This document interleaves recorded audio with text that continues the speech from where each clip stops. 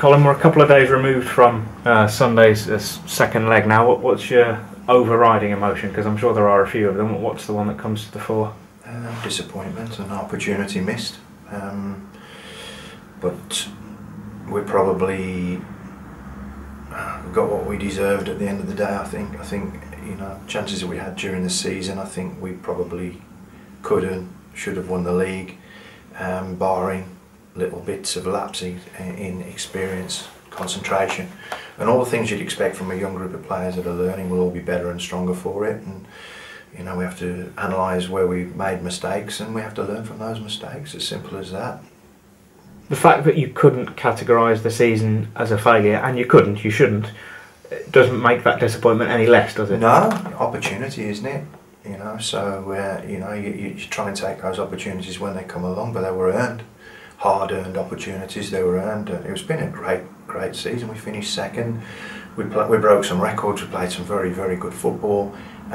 We were a little bit naive at times, and also you'd have to argue that, you know, had we been able to bring in one or two players a little bit earlier, it could have made a difference this season as well.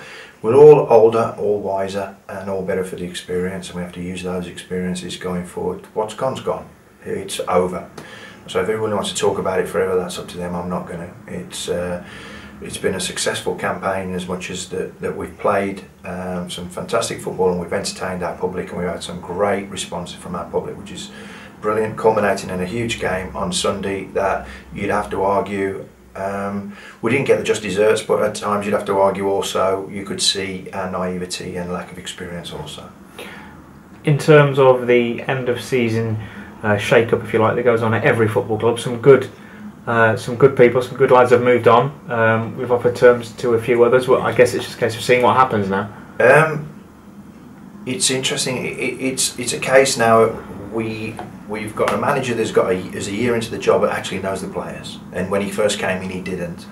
A fantastic working relationship with Gardy, who knows the level. And now the manager's in a much stronger position to judge the characters and the abilities of those players in their own right and on his terms.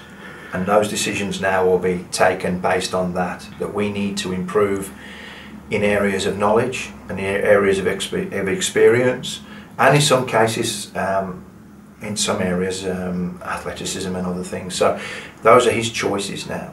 He's a year into the job, and I expect him to be far more knowledgeable than certainly he was when he came in.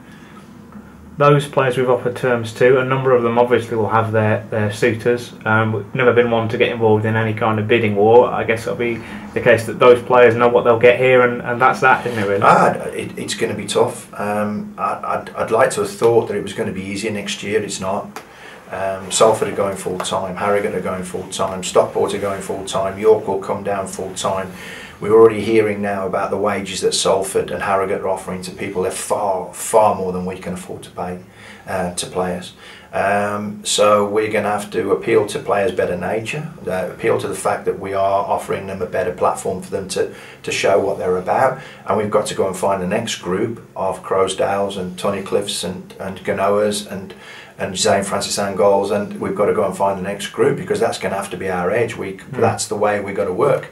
This year, if you went on what success was, success is always doing better than the money you're paying out. So we were around about 6th to 8th with regards to budget. So we punched above our weight. Next year, I would think that we would struggle to get into that top 8 with regards to budget.